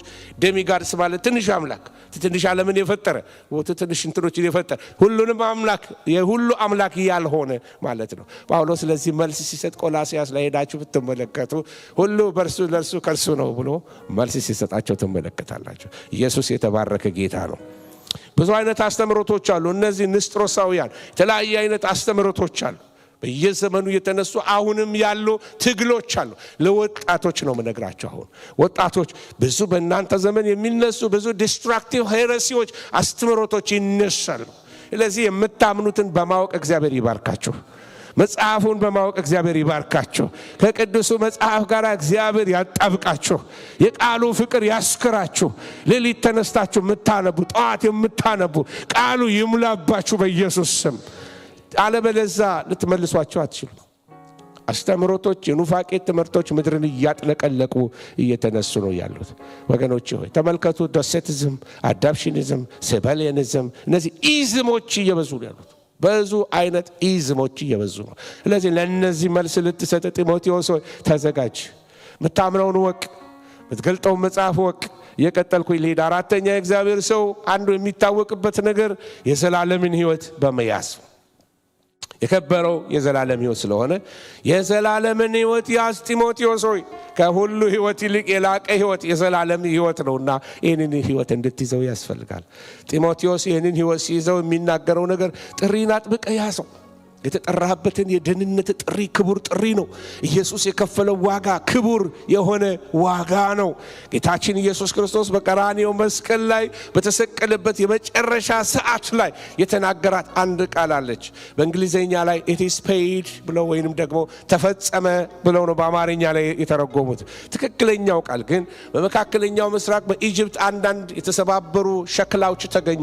በሸክላው ላይ የሮማን ኢምፓየር ሪሲቶች ናቸው እና ሪሲቱ ላይ መጨረሻ ላይ ምን ይላል? ቴቴላስታይ ቴቴላስታይ ቴቴላስታይ ይላል። ቴቴላስታይ ማለት it is paid, it is paid, it is paid ተከፍሏል፣ ተከፍሏል፣ ተከፍሏል ነው የሚለው። ኢየሱስ የከፈለለት ሕይወት ነው የምትኖሩት። ክብር ለእግዚአብሔር ይሁን። ኢየሱስ በሰራው ስራ አይቀለድም። የዘላለምን ሕይወት አጥብቀህ ያዝ ጢሞቴዎስ ሆይ። ደህንነትህ ከሁሉ የከበረ ነው። ሌላ ሁሉ እርግፍ ብሎ ከላያችን ላይ ይሄድ። ደህንነታችሁን አጥብቃችሁ ያዙ። የዘላለምን ሕይወት አጥብቀህ ያዝ። እስከዛኛው ዓለም ለመድረስ የሚያስገድ የልጁ የኢየሱስ ክርስቶስ ደም ነው። ይህንን ደም የሚያስገድ የመስቀሉን ሥራ የሚያስገድ በየዘመኑ አስተምሮቶች ይነሳሉ። ጢሞቴዎስ ሆይ የምታምነውን እወቅ ይለዋል። ጢሞቴዎስ ሆይ ዓይንህ ይከፈትልህ። ዘመኑ የውጊያ ዘመን ነው። ዘመኑ የሚያስገድ ትምህርት አለ። ስደት አለበት። መሸሽ ያለብህ ነገሮች አሉ። አጥብቀህ ግን የዘላለምን ሕይወት ያዝ። አራሜን ነው። በቤተ ክርስቲያን ወገኖች ይሄንን የዘላለም ሕይወት ልንሰብከው ይገባል። የዘላለም ሕይወት ማለት መኖር መኖር መኖር መኖር መኖር መኖር ረጅም ዘመን መኖር መኖር መኖር እንዳይመስላቸው። ዞዊ የሚለው የግሪክ ቃል የሚናገረው ዞዊ ማለት it's a quality of life። በክርስቶስ ኢየሱስ ያለ ሕይወት፣ ኢየሱስ የኖረው ሕይወት። ሃሌሉያ። ጥርት ያለ የዘላለም ሕይወት ኖራችሁ እንድታልፉ እግዚአብሔር ይርዳችሁ። የሚሻገር ሕይወት የከበረውን ከተዋረደው ጊዜያዊውን ከዘላለማዊው እንድትለየው። ጢሞቴዎስ ወይ እግዚአብሔር ዓይንን ይክፈትልህ። ጢሞቴዎስ መልእክት አለው እግዚአብሔር ላንተ። ጢሞቴዎስ የኋላ አንተ ወደፊት ገስግስ። ምክንያቱም የዘላለም ሕይወት ወደፊት ያለ ነው። የዘላለም ሕይወት ጀምረዋል። የዘላለም ሕይወት ገና ወደፊት ያለ ነው። ገና አገር አለን በሰማይ ገና እንሄዳለን። ገና የምትኖርበታል። አገራችን በሰማይ ነውና ለአንዳንዶች ገነቴ እዚህ ነው የሚል መዝሙር ሰማሁ አንድ ዘመን ላይ። ገነቴ እዚህ ነው እዚሁ ምድር ላይ አልጠብቅም እስኪሄድ እዛ ሰማይ ላይ የሚል ነው መዝሙሩ። እህታችን ጥሩ አርካ ዘምረዋለች። እወዳታለሁ። ዝማሬዋ ሁሉ ይባርከኛል። ለእኔ ግን ቴዎሎጂካሊ መስተካከል አለበት። ገነታችን እዚህ አይደለም። እሱ የጆቫ ዊትነስ ትምህርት ነው። ገነታችን ኢየሱስ ነው ይሁን፣ ግን አገር አለን እንሄዳለን። አንድ ቀን ድንገት የመለከት ድምፅ ይሰማል። ይህ እንደ ሞኝነት ያመለካችሁት ጌታ እሑድ እየመጣችሁ ዘመራችሁ ሄዳችሁትን ጌታ አንድ ቀን ታዩታላችሁ። አንድ ቀን በፊቱ ትቆማላችሁ። እንኳን አገለገልኩህ፣ እንኳን ተከተልኩህ፣ እንኳን ያንተ ሆንኩኝ፣ እንኳን ረዳኸኝ። በዘላለም ሕይወት የምታመሰግኑት ስለበላችሁ ስለጠጣችሁት ስለለበሳችሁ ሳይሆን ስለ ኤተርኒቲያችሁ፣ ስለ ዘላለም ደስቲኒያችሁ፣ ስለ ሳልቬሽናችሁ እግዚአብሔርን ታመሰግኑታላችሁ። ክብር ለእግዚአብሔር ይሁን። በጌታ ደስ ይበላችሁ። ይህን ያለው ጳውሎስ በሞላላ አይደለም፣ ባገኘው አይደለም፣ በሰበሰብከው አይደለም፣ በቅራቅንቦ አይደለም፣ በጌታ ደስ ይበልህ። ጢሞቴዎስ የዘላለምን ሕይወት አጥብቀህ ያዝ። የሚያስደስት የሚያዘምር እልል የሚያሰኝህ ነገር ኪስ የሞላው አካውንት ውስጥ ያለው ገንዘብ አይደለም። ደስ ሊያሰኝ የሚገባው የዘላለም ሕይወት በክርስቶስ ኢየሱስ ስላገኘ። ሃሌሉያ! የደህንነታችሁ ደስታ ይመለስላችሁ። ኧረ አሜን በሉ። ኧረ አሜን። በጌታ ደስ ይበላችሁ። በመስቀሉ ሥራ ደስ ይበላችሁ። ተደርጎልኛል። አሜን አሜን። ተሰርቶልኛል። ኃጢአቴ ሁሉ ተፍቆልኛል። ኃጢአቴ ሁሉ ተፍቆልኝ የሚያዘምረን ይሄ ነበር። ደስታችሁ ከመስቀሉ የሚወጣ ይሁን። የዜማችሁ ሶርስ የክርስቶስ ውበት ይሆንላችሁ ወገኖች ሆይ። ስለዚህ የዘላለምን ሕይወት አጥብቅ ያዝ ጢሞቴዎስ። እሱን ኑረው። እሱ ነው የእግዚአብሔር ሕይወት። እሱ ነው እስከ ዘላለም የሚሄድልህ። ሁሉን እዚህ ትታው ነው የምትሄደው። ዋጋ የምትከፍልበት ዓላማም ይሄ ነው እያለ ይቀጥላል። ስለዚህ ሌላው ስደመድመው እሱ ማንም ሊቀርበው በማይችል ብርሃን ውስጥ ይኖራል ጢሞቴዎስ ብሎ ስለ እግዚአብሔር ይነግረዋል። ጢሞቴዎስ እግዚአብሔርን ሲገልጥለት እሱ ማንም በማይችለው ብርሃን ውስጥ ይኖራል። ስለዚህ ቅረብና ወቀው ጢሞቴዎስ፣ ተቀራረበው ጢሞቴዎስ። ይህንን በስዕሎች ላሳያችሁ። ምናልባት አንዳንድ ፔጆች ልዝለልና ጊዜ ስለሌለኝ 5 ደቂቃ ነው ያለች። ስለ መቀራረብ ላውራና በዚህ ሰመራይዝ አደርጋለሁ። ይሄ ምስል ሊያሳያችሁ የሚሞክረው እግዚአብሔር በሲና ተራራ ሲገለጥ የነበረው ክስተት ነው። እግዚአብሔር በሲና ተራራ ላይ ሲገለጥ እግዚአብሔር ወይም መለኮት ዲቪኒቲ በመካከል በክብሩ በእሳት በኃይል በቃ ተራራው እየጨሰ እየተንቀጠቀጠ ነው ያለው። እግዚአብሔር ክብር ወርዷል ተራራው ላይ እና እዛ ተራራው ላይ ቅርበታቸው የሕዝቡን ቅርበት ተመልከቱ። ሕዝቡም ስለ እግዚአብሔር ተናገሩ ቢባሉ እግዚአብሔር የሚያስፈራ አምላክ ነው። እንደውም እግዚአብሔር አይናገረን ሙሴ ይናገረን። በጣም የሚያስፈራ ነው። የሚታየው የሚያስፈራ ነው። ተራራው ላይ ሕዝቡ ያሉት ይሄንን ነው። ያስፈራል። እግዚአብሔር ያስፈራል። ተራሮች ተንቀጠቀጡ፣ በፊቱ ጨሱ፣ እሳቱ ተንቦለቦለ፣ አካባቢ ሁሉ ያስደነግጣል። እግዚአብሔር የሚፈራ አምላክ ነው። ሕዝቡ ሆነ ብሎ ነው እግዚአብሔርን መፍራት እንዲያውቁ እግዚአብሔር በውስጣቸው በክብሩ ተገለጠባቸው። እዛ በኋላ ሕዝቡ እናይተው ይንቀጠቀጣሉ። ግን ኢያሱ ደግሞ እንደ ሕዝቡ ርቀት ላይ አይደለም ያለው። ከሕዝቡ አንድ እርምጃ ፈቀቅ ብሏል ወደ እግዚአብሔር። ተራራውን የሚነካ እንኳን በድንጋይ የተወገረ ይሁን ይላል መጽሐፍ ቅዱስ። እሱ ግን ተራራው ጋር ደርሷል። ተራራ ውስጥ የተራራው ንቅናቄን በደንብ ያየዋል። በተራራው ላይ ያለው ግሎሪ፣ በተራራው ላይ ያለው ድምፅ በደንብ ለሱ ቅርብ ነው። ከሱ ደግሞ በጣም የቀረበው ሙሴ ነው።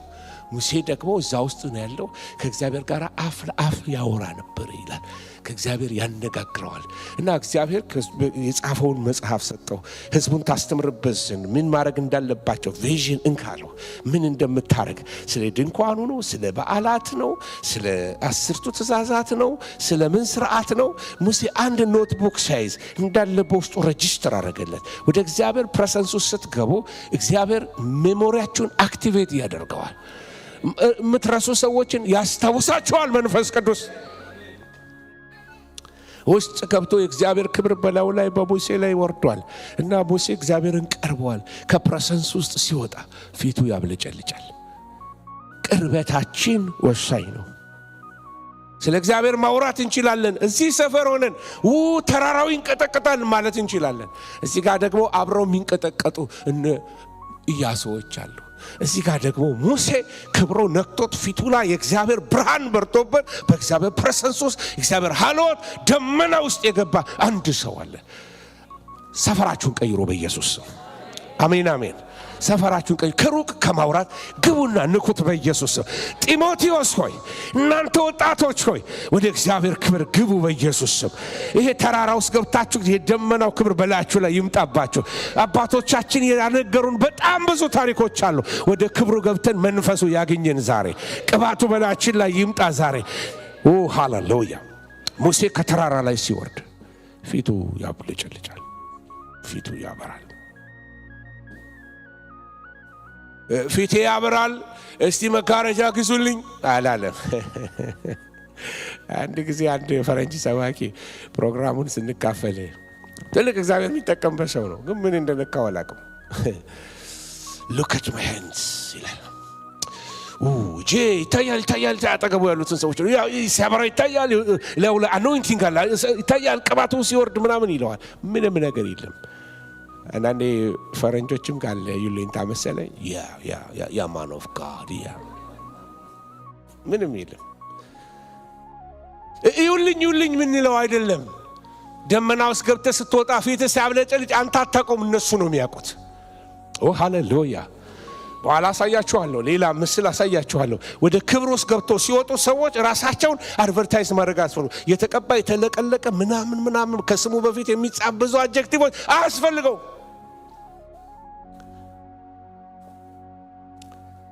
በአዲስ ኪዳንም ተመልከቱ የቅርበትን ልክ። ከሩቅ ኢየሱስን የተከተሉታል 72ቱ በአንድ ወቅት ልኳቸው 2 ሆነው ታምራት ያደረጓሉ።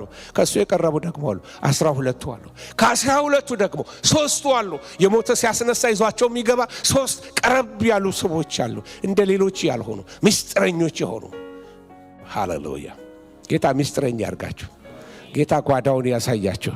ጌታ አንዳንድ ጊዜ ከፈት አድርጎ ታያለ ሕዝቅኤል ተመልከት ያው እንትና አካፋ አምጣ ንደለው አለው። ነደለው። ሲነደው ግድግዳው ሲመለከት ሕዝብ የሚሰሩትን ታያላሉ። ጓዳ እግዚአብሔር ስትቀርቡት ጓደኛ ያደርጋችኋል። ሊያወራችሁ ይፈልጋል። እንዴ አይመለከተኝም የምትሉትን ሚስጥር ሊነግራችሁ ይጀምራል። አው ምን አገባኝና ለኔ ስለ ሀገር ይነግረኛል፣ ስለ መንግስት እንዴት ይነግረኛል፣ ከሌ ይወጣል ከሌ ይገባል ብሎ እንዴት ይነግረኛል? ከቅርበታችሁ የተነሳ ሊነግራችሁ ይችላል። ክብር ለእግዚአብሔር ይሁን። ጌታ ሚስጥረኛ ያርጋችሁ። እግዚአብሔር ሰው ቀረብ የሚል ነው ያልኳችሁ። ሌላ ምሳሌ ልስጥና በዚህ ልጨርስ። ወጣቶች ስለሆናችሁ ስዕል ትወዳላችሁ። ይሄ የእስራኤል ሰፈር ነው። ይሄ የእስራኤል ሰፈር ነው። የእስራኤል ሰፈር ተመልከቱ። የዳን ሰፈር፣ የኤፍራይም ሰፈር፣ የምናሴ ሰፈር፣ ይቅርታ የይሁዳ ሰፈርና የሮቤል ሰፈር ተብለው ትመለከቱታላችሁ። የነገድ አባቶች ናቸው። በእያንዳንዱ ነገድ ፊት ባንዲራዎች አሉ። በባንዲራቸው ስር ይቀመጣሉ። ሁሉም የምናሴ ነገድ እያንዳንዳቸው በተነገረላቸው ትንቢት፣ ያዕቆብ በነገረላቸው ትንቢት ባንዲራዎች አላቸው እና ትርጉም አለ። እያንዳንዱን እዛ ውስጥ አልገባበትም። እና ተመልከቱ አቀማመጣቸው። መካከል ላይ የምትመለከቱት ታቦቱ ነው። ይሄ በቀይ ማረግበት ታቦቱ መካከል ላይ ነው እና ምናልባት ማግኒፋይ ማድረገው እሱን ይሄንን ይመስላል። ይሄ መገናኛው ድንኳን ነው ታቦቱ ያለበት። ይሄ ለሁሉም ሴንተር ነው። የማንንም አይወግንም። የሮቤልም አይደለም፣ የዳንም አይደለም፣ የማናቸውም አይደለም። እግዚአብሔር የሁላችንም ነው። የሚስማማ አሜን ይበል። ስለዚህ መካከል ላይ ነው እግዚአብሔርና ከሱ ጋር ግን አቀራረባቸው ላሳያቸው። አሁን ዙሪያው የምትመለከቷቸው የሜራሪ ልጆች ሙሴና ካህናት እንደገና የቆሬ ልጆች ጌድሶናውያን እነዚህ የሚባሉ የአሮን ልጆች አሉ። በዙሪያው የሚሰፍሩ እንደዚህ የሌዋውያን ሰፈር ነው። ተመልከቱ ሌዋውያን ለታቦቱ እንዴት ቅርብ እንደሆኑ ተመልከቱ። ከዛ ዙሪያውን ደግሞ ህዝቡን እንደዚህ ትመለከቱታላችሁ። ሁሉም የሚናገሩት አላቸው። ሌዋውያን ግን ከሌሎች የቀረቡ ናቸው። ሌዋውያን ወደ እግዚአብሔር ቀረብ ብለው በመቅደስ ውስጥ የሚሆነውን ምስጢር ያውቃሉ። የመቅደስ አሰራር ያውቃሉ። የእግዚአብሔርን የብርሃኑን ምስጢር ያውቃሉ። ስለ ውስጠኛው ክብር እናውራ ማለት የሚችሉት ሌዋውያኖች ናቸው።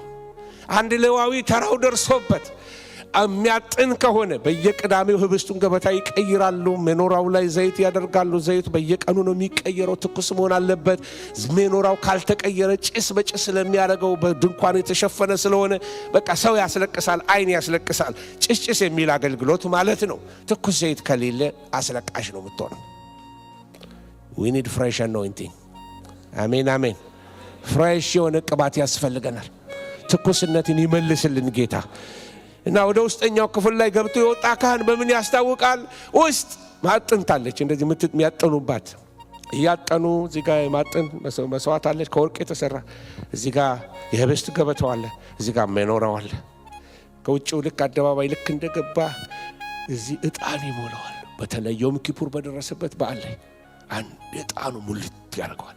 እዚህኛው መቅደስ በጣም ዕጣኑ ሲሞላ በውስጠኛው በድንበንትኑ ስር በመጋረጃው ስር ያልፍና ጭሱ ቅድስተ ቅዱሳንን ይሞላዋል። ያ እስኪሞላ ድረስ ካህኑ አይገባም።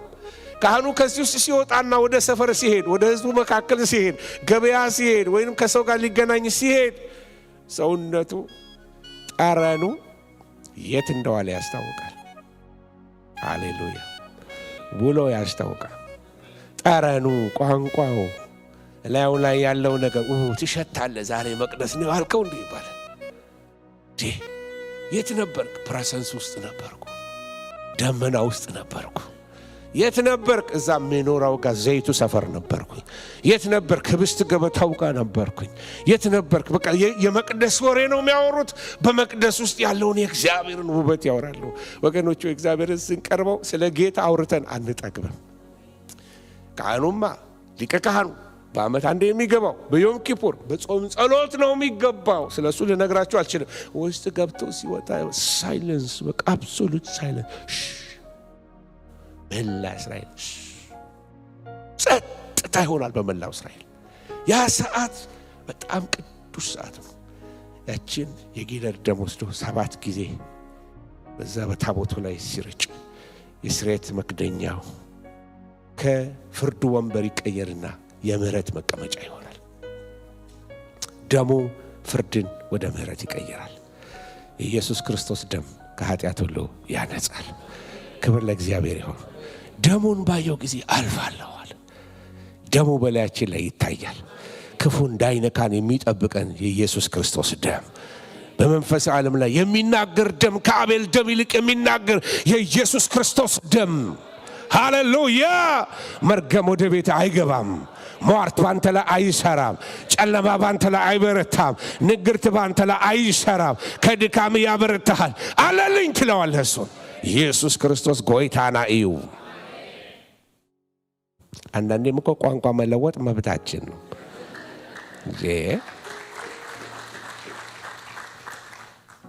ወገኖች ሆይ በምን እንደምድመው ካለን ከመሳ በፊት የእግዚአብሔር ሰው የሚለካበት መለኪያ አለው። ስለዚህ መጀመሪያው ያልነው በመሸሽ፣ እስቲ በመሸሽ በሉ። ከኃጢአት በመሸሽ ይታወቃል። ዝም ብለን ከኃጢአት ጋር ተቀምጠን ከኖርን የእግዚአብሔር ሰዎች አይደለንም። ወደሚለው ሲምፕል ዴፊኒሽን እንምጣ። ወንጌል ኮምፕሊኬትድ አይደለም። ወንጌል ሲምፕል ነው። ወንጌል ግልጽ ነው። እግዚአብሔር ሰው ማለት የሆነ ከላዩ ላይ የሆነ ነገር ያደረገ አይደለም። የእግዚአብሔር ሰው የሚታወቀው በቦላሌ ሰበከ፣ በቁምጣ ሰበከ በዛ አይደለም። ማነር ቢያስፈልግም በመድረክ ላይ ማነር ቢያስፈልግም ይሄ የምንለብሰውና የምንቆልለው ነገር የእግዚአብሔር ሰውነታችንን አያሳይም። እንዴ እሱን እኮ የሚለብሱ እኮ አሉልን። እንዴ መዓት እኮ እሱን እየለበሱ ስንት ሰዶማዊ እኮ እየለበሰ መድረኩን እየያዘ እኮ ነው ያለው። ስለዚህ ልብሱ የእግዚአብሔር ሰው አያረገንም፣ በሚሸሸው ነገር ይታወቃል። ይሄ ደግሞ የፓስተር መለያ ፓስተሮችን ብቻ አይመለከትም። እግዚአብሔር ሰው አንተም የእግዚአብሔር ሰው ነህ። አሜን። አንቺም የእግዚአብሔር ሴት ነሽ። እንደ ወስደን ኢትዮጵያ ውስጥ እንዳለው የፓስተር መለያ አናደርገው። እስቲ አጠገባችሁ ያለው የእግዚአብሔር ሰው ተባባሉ። እስቲ ዛሬ ለወጥ ቮካብለሪውን ለወጥን በኢየሱስ ስም ይለወጥ። ይሄ ቮካብለሪ የእግዚአብሔር ሴት የእግዚአብሔር ሰው ከኃጢአት ሽሽ። ሁለተኛ እግዚአብሔር ሰው በምን ይታወቃል? እግዚአብሔርን በመምሰል ይታወቃል፣ ወይም እግዚአብሔርን በመምሰል ይከታተላል። በቃ ዓላማው ኑሮው በቃ በየዕለቱ የሚኖርበት የህይወቱ ፐርፐስ እግዚአብሔርን መከተል፣ ጽድቅን መከተል፣ ምህረትን መከተል፣ ፍቅርን መከተል፣ ቅንነትን መከተል፣ የዋህነትን መከተል፣ እየሸሸ ከክፉ ጽድቅን የሚከተል ነው። ስለዚህ ጌታ ይህንን እሱም በመምሰል መከተል እንድንችል ጸጋውን ያብዛልን። ሶስተኛ እግዚአብሔር ሰው መለኪያው ምንድነው? እግዚአብሔር ሰው የምንለው በምን እናውቀዋለን? መንፈሳዊ ገድል የሚጋደል ነው። አጎኒዜ በትምህርት የገባ በትምህርት መውጣት አለበት። ጸሐፊዎችን እግዚአብሔር ያስነሳላችሁ፣ ሰባኪዎችን እግዚአብሔር ያስነሳላችሁ፣ አስተማሪዎችን እግዚአብሔር ያስነሳላችሁ። ምክንያቱም በጽሁፍ የገቡ ነገሮች በጽሁፍ መውጣት አለባቸው። አንዳንድ ፎልስ ቲቺንጎች በዓለም ላይ እየተሰራጩ ያሉ ትምህርቶች አሉ። ምሁራኖች ያስፈልጉናል። መጽሐፍቱን ያገላበጡ ሰዎች ያስፈልጉናል። ክብር ለእግዚአብሔር ይሁን። ከኢየሩሳሌም ነው የመጣሁትና ኢየሩሳሌም አንዱ የሺቫ የሚባል ትምህርት ቤት አለ። የሺቫ መጽሐፍት ገልጠው ቀን ሙሉ ነው የሚማሩት። እነዚህ ዳጤ የሚባሉ ሰዎች አሉ። እንዲህ እየነቀነቁ ራሳቸውን እንደዚህ ብሎ ተደግፈው ቃሉን ያጠናሉ። እና ራሴ ተኮንኜ ነው የመጣሁት። እንዲህ 24 ሰዓት ቃሉን ያጠናሉ፣ ይጾማሉ፣ ይጸልያሉ። ስራ የላቸውም። መንግስት ገንዘብ ይከፍላቸዋል። እነሱ ስራ አይሰሩ። እነሱ ሰፈር ከሄዳችሁ በድንጋይ መወገራል። በጣም ሲሪየሶች ናቸው። እና መጽሐፍት ገልጠው ያጠናሉ፣ ያነባሉ። ጳውሎስ ጢሞቴዎስን አንብብ አጥና ምናምን ሲለው ይሄ ነገር ነው እሱ ያደገበት። ጳውሎስ 7 ዓመት ራባይ የሆነ ነው። ጳውሎስ ቃሉን ጠንቅቆ የሚያቅሰው ነበር። ስለዚህ ወገኖች ይሄንን መልካሙን ገድል ተጋደሉ። መናፍቃኖች ወይም መንፈሳዊ ስህተቶች ወደ ቤተ ክርስቲያን እየገቡ ነው። አሁን እድገት እየተሰጣቸው ነው። አንዳንድ ቅዱሳን አንዳንድ የማይባል ነገሮች በመድረክ ላይ ፍጥጥ ብለው የወጡ ትምህርቶች አሉ። ይቅርታ ይሄን ብናገር ማንንም ኦፌንድ ላረግ ብዬ አይደለም። ሪሰንትሊ አንድ አባታችን ማርያም ቤዛዊት አትባልም ብለው ተናገሩ። ቤዛው ኢየሱስ ነው ብለው ተናገሩ። ወዲያው ሌሎች ካህናት ተነሱ። ከተነሱበት ነገር አንዳንድ የተናገሩት አስደነገጠኝ ነው። በማርያም ስጋ ነው ኢየሱስ የተሰቀለው የሚሉ መጡ። ማርያም መስቀል ላይ ወጣለች ማለት ጀመሩ። ማርያም ሞታ ተነስታለች፣ ማርያም አርጋለች የሚለው ትምህርቶች ማድመቅ በጣም ኃይለኛ ከልት ወደ ምድራችን እየገባ ነው ያለው። ሰይጣናዊ ከልቶች ምድራችን እየወረሱ ነው ያሉት። ምክንያቱም እኛ ጋር ብዙ መኝታና እንቅልፍ ስለበዛ፣ ኢንተርቴይንመንትና ቀልድኛ ሰፈር ስለበዛ። ድሮ እንዲህ አይደፈርም ነበር። ክርስቲያን እንዲህ አይደፈርም ነበር። እግዚአብሔር ነገር እንዲህ አይደፈርም ነበር። እኛ ጋር እንደሚገባው ስላልሆነን እዛ ሰፈርም ጨለማ ኢንፈልትሬት አድርጋ አጋንንቶች ተደላድለው መግባት ጀመሩ። ፐብሊክሊ መውጣት ጀመሩ። በቃ ወገኖች ሆይ እና አንዳንዱ ትምህርት ያስደነግጣል። ሰዎቹ ከየት እንደመጡ አንዱ አሳቀኝ። ከዚህ ከሰሜን ነው እና ምን አለ ጌታችን ኢየሱስ ክርስቶስ ከአጣጤ ነው። አጣጤ የሚባል ሀገር አለ መሰለኝ ወደ ጎንደር ወደ ሰሜን ከዛ ነው። ደቀ መዛሙርት ሁሉ ከኢትዮጵያውያን ናቸው ምናምን የሚባሉ ኤልያሳውያን የሚባሉ ተነስተው ሀገር ቤት ይድፋው ይሄን መንፈስ። እንዲህ አይነት የተጃጃለ መንፈስ እንደዚህ ደፍሮ እንዴት ወጣ? ድሮ የተከለከለ ስፒሪት ነበረ፣ ግን ኦካልቲክ ስፒሪት ምድር ላይ እየወጣ ነው ያለው። ስለዚህ ይሄን ትውልድ ላሳስበው የምፈልገው በእግዚአብሔር ቃል ተጋደሉ። ጢሞቴዎስን ተጋደል። ኑፋቄ ትምህርቶችን ዝም ብላችሁ አሜን ብላችሁ አትቀበሉ። መርምሩ፣ በእግዚአብሔር ቃል ተረዱት። የእግዚአብሔር ቃል በሙላት ይኖርባችሁ ወገኖች ሆይ። ስለዚህ የዘላለምን ሕይወት አጥብቆ ይዛል እግዚአብሔር ሰው። እንደገና ደግሞ እግዚአብሔርን በቅርብ ያውቀዋል፣ ተቀራርቦ ይሄዳል። ከእግዚአብሔር ጋር ኢንቲሜት ነው፣ ከእግዚአብሔር ጋር ምስጢረኛ ነው የእግዚአብሔር ሰው ሲሆን። ክብር ለእግዚአብሔር ይሁን። እንኳን ለራሱ ለጎረቤቶቹ እግዚአብሔር ድምጽ ይሰጠዋል። ምሪት ይሰጠዋል። ሩቅ አገር መሄድ አያስፈልጓችሁም። የእግዚአብሔር ሰው ከሆንን አጠገባችሁ ያለው ሰው መልእክተኛ ሆኖ ይመጣላችኋል። የእግዚአብሔር ሰዎች ከሆንን በቤተ ክርስቲያን ውስጥ ቤተ ክርስቲያን የሰላም አደባባይ፣ የፍቅር አደባባይ፣ የምክር አደባባይ፣ የምንታነጽባት፣ የምንጓጓበት፣ መቼ እሑድ ደርሶ በተገናኘን ቅዱሳን ናፈቁኝ የሚባልበት ይሆናል እንጂ ቤተ ክርስቲያን የነገር ቤት፣ ያሉባልታ ቤት፣ የወሬ ቤት አትሆንም። የእግዚአብሔር ቤት ትሆናለች የእግዚአብሔር ሰዎች ካሉ። ይህን ምሳሌ ተናግሬ ልጨርስ። በአንድ ዘመን ላይ አዲስ ፓስተር ነኝና ብዙ ልምድ የለኝም። ከትምህርት ቤት እንደጨረስኩ ቀጥታ እንደርድረው ፓስተር አረጉኝ። እኔ ግራና ትምህርት መጽሐፉን አወቅኩኝ እንጂ አሰራሩን አላውቅም እና ብዙ ስህተቶች ሰርቻለሁ። በእርግጥ አመራር ላይ ማለት ነው። ግን አንድ ያልገባኝ ነገር አንድ እሑድ ላይ ስመለከት ሁለት እህቶች ኪችን በር ላይ ሁሌ ይነጋገራሉ። እሑድ ሁሌ ቆመው ያቺም ትናገራለች፣ ያቺም ትናገራለች። ሁለተኛ ሳምንት ያቺም ትናገራለች፣ ሶስተኛ ሳምንት ሁሌ እዛው ቦታ ላይ ሁሌ በዛ ቶን ሁሌ አንድ አይነት ነገር አያለውና ግራ ገባኝ። ነው ምንድነው እነዚህ ልጆች ሁሌ ሲቆመው የሚያወሩት ምንድነው? ለምንድነው ከሰው ጋር ሻይ ጋር ተቀላቅለው ማይጫወቱት ያልኩ ብቻ አእምሮ ይስገብተዋል። በኋላ አንደኛዋን ጠራውና ሁሉ ሰላም ነው አልኳት። አይ ባለፈው ሳምንት ተጣልተን ታረቅን አለች። እሺ እና ስንታረቅ በቃ ጌታ በጎ ሕሊና ለኔም ላንቺም ይስጠን አልኳት አለች። በዚህኛው ሳምንት ስትመጣ እቤቷ ሄዳ ሰይጣን ዘረዘረላት። በጎ ሕሊና የለሽም ማለቷ ነው። በዚህ ሳምንት የዲስከሽን ፖይንት ደግሞ እሱ ነው። ባለፈው እንደዚህ አለች። እሱን ስታስረዳት የሻዩ ጊዜ አልቋል ለካ።